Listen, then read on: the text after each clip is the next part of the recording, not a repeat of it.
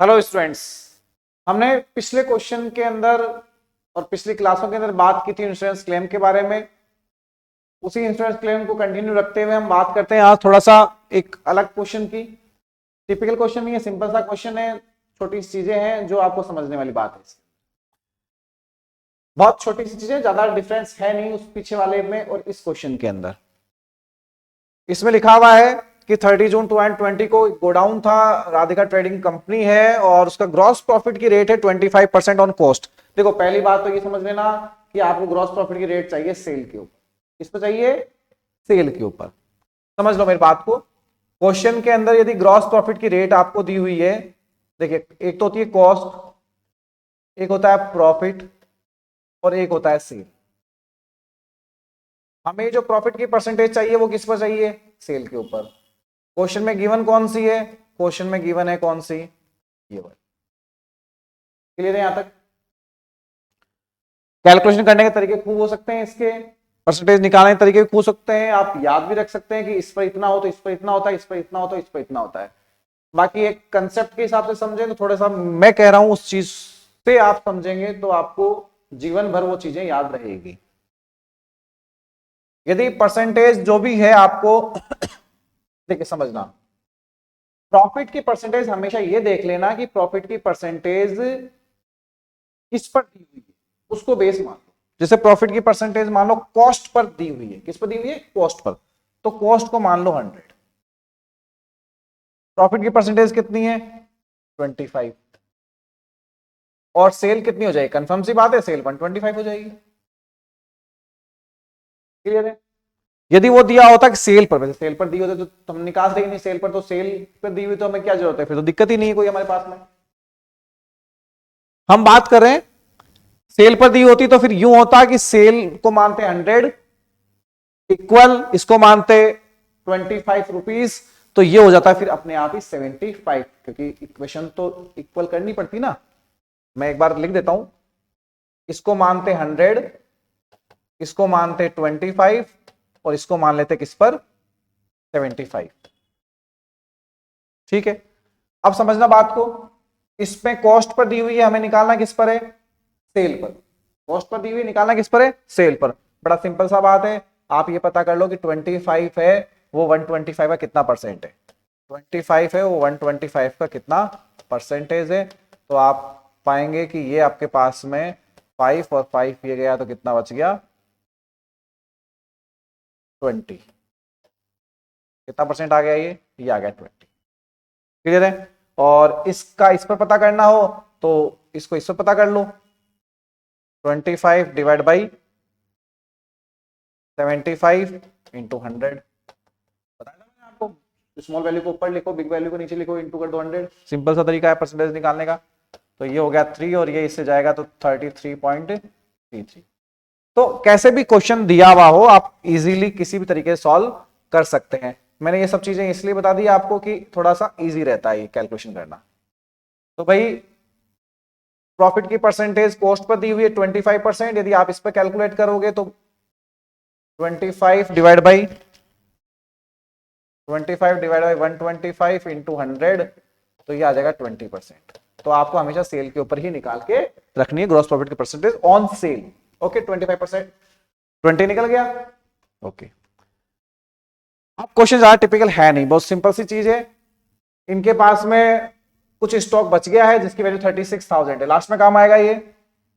इसके बाद 30 जून को इनके पास में आग लग गई थी। कब लग गई थी भाई? इनके पास में डिस्ट्रॉय हो गया था 30 जून को। तो 30 जून से ईयर स्टार्ट होता है अप्रैल में, अप्रैल मई जून 3 महीने काम चला, उसके बाद में आग लग गई। तो 3 महीने का आपको मेमोरेंडम ट्रेडिंग अकाउंट बनाना पड़ेगा। तो बना लेते हैं यहां पर।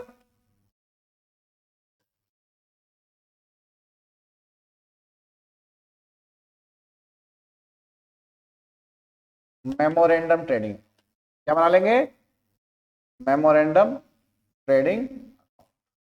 ठीक है, कितने महीने का है? 3 मंथ का है। मैं और क्लियर कर देता हूं इसको। ये बन रहा है भाई 1 अप्रैल 2022 से लेकर 30 जून 22 तक। ये 3 महीने का बात कर रहे हैं अपन।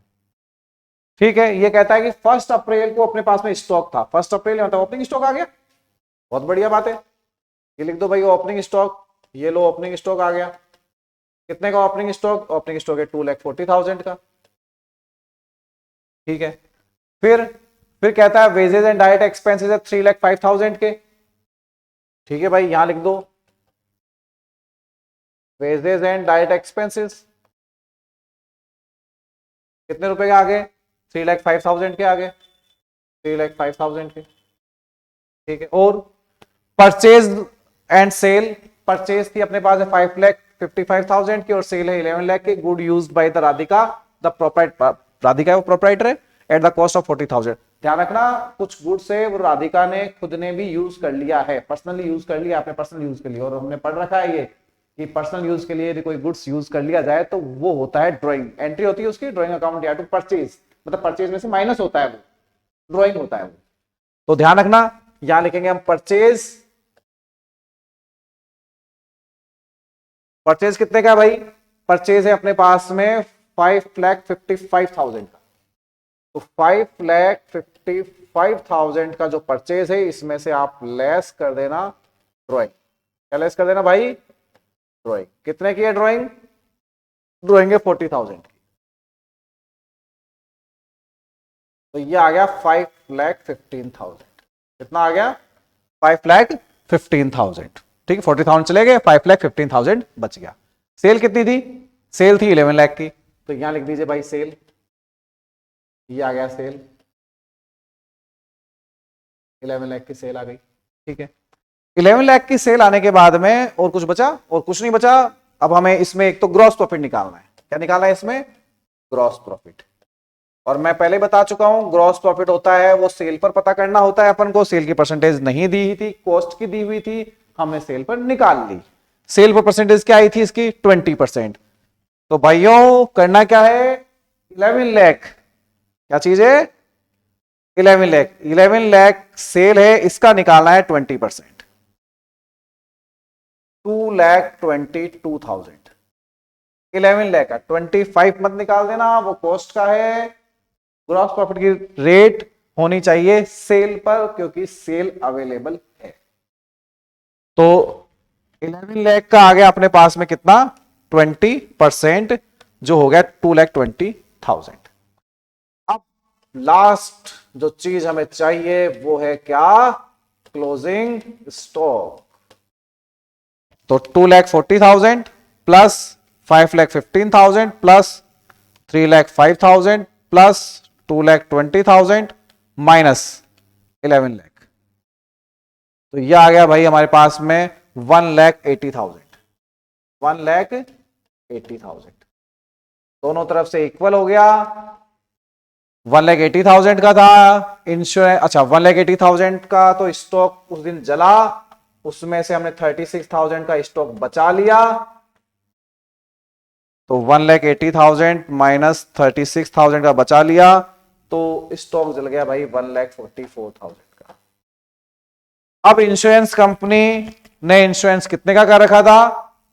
ये क्वेश्चन में दिया हुआ नहीं है, तो मानते हैं इंश्योरेंस कंपनी ने इंश्योरेंस पूरे अमाउंट का कर रखा होगा, इक्वल अमाउंट का कर रखा होगा, तो इंश्योरेंस कंपनी से पूरे के पूरे 1,44,000 मिल जाएंगे। इंश्योरेंस ज्यादा कर रखा हो 1,44, सॉरी इंश्योरेंस क्लोजिंग स्टॉक था 1,80,000, तो 1,80,000 से कंपेयर करना, 1,80,000 के बराबर इंश्योरेंस कर रखा होगा, हम ऐसा मान रहे हैं। इसलिए हम ये मानते हैं कि आपको जितना आपका गुड्स जला है सारा पैसा मिल जाएगा। 1,80,000 ज्यादा का इंश्योरेंस कर रखा होता तो भी जितना गुड्स जला है वो सारा पैसा मिल जाएगा, पर 1,80,000 से कम का इंश्योरेंस कर रखा होता तो जितना गुड्स जला है वो पूरा पैसा आपको नहीं मिलता। पूरे पैसे मिलने के लिए आपके पास में एक रूल लगता है जिसका नाम होता है एवरेज क्लोज। एवरेज क्लोज का फॉर्मूला यूज होता और उसके हिसाब से आपको पेमेंट मिलता। तो वापस प्रैक्टिस कीजिएगा इस क्वेश्चन की। अगली क्लास के अंदर हम एक और इससे अच्छा क्वेश्चन, एक नई चीज लेके आएंगे। Okay, thank you.